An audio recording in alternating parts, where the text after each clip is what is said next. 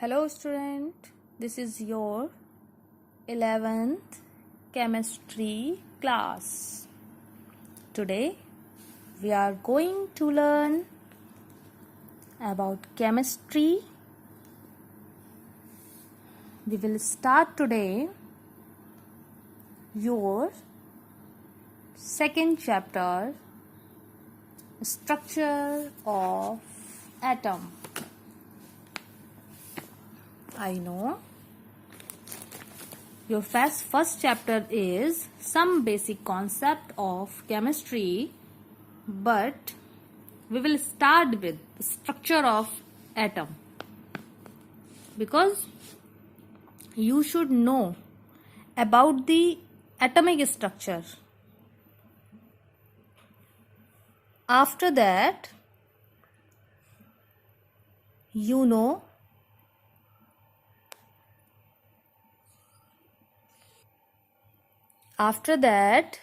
you will know about some basic concept. So now we will start with structure of atom. Structure of atom means smallest particle of the universe is atom. You all very well known. Atom is the smallest particle, but we think about the structure of atom.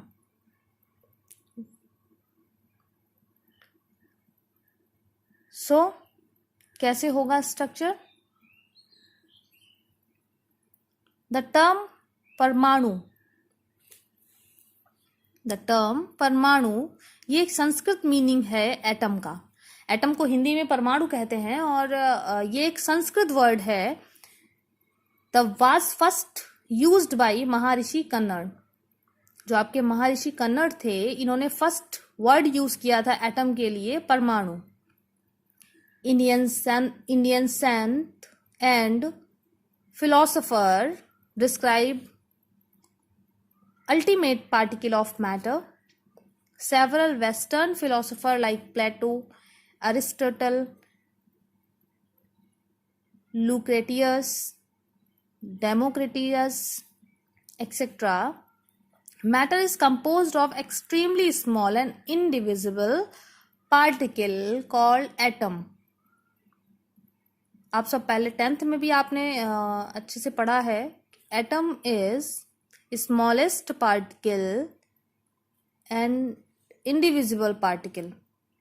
उसे divide नहीं कर सकते, indivisible होता है. Atom is a Greek word which means indivisible. Atom एक Greek word है जिसका मतलब भी होता है indivisible. In 1804, John Dalton proposed a classical model of atom. 1804 में जॉन डाल्टन ने प्रपोज की थी एक थ्योरी, एक क्लासिकल मॉडल दिया था एटम का. According to them, matter was composed of extremely small particle called atom. Matter जो भी कुछ है हमारे आसपास, जितना भी कुछ हमारे सराउंडिंग में है, वो सारा क्या है? मैटर है. और उस मैटर का एक पार्ट, एक छोटा सा पार्ट क्या है? Atom.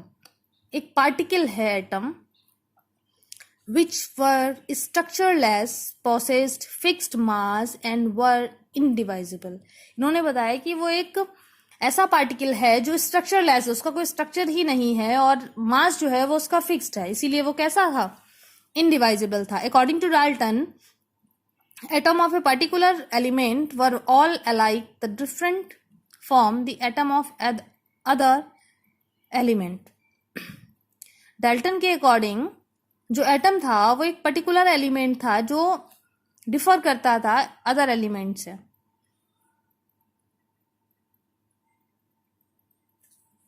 These experiments revealed that an atom is composed of certain subatomic particles called fundamental particles.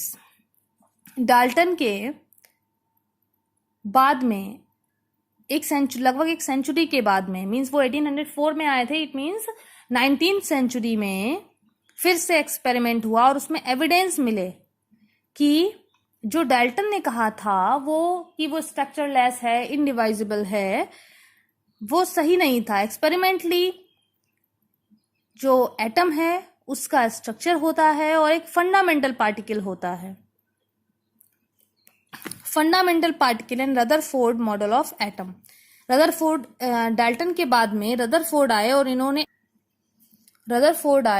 इन्होंने अपना मॉडल दिया।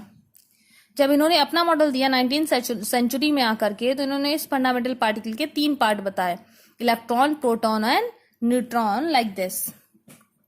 ये आपका कोई फंडामेंटल पार्टिकल है लाइक एटम, ये आपका न्यूक्लियस है, ठीक है। इसमें इलेक्ट्रॉन, प्रोटॉन एंड न्यूट्रॉन होते कहाँ हैं? इस न्यूक्लियस के अंदर neutron and proton, and outermost shell में इलेक्ट्रॉन रोटेट करते हैं, ठीक है।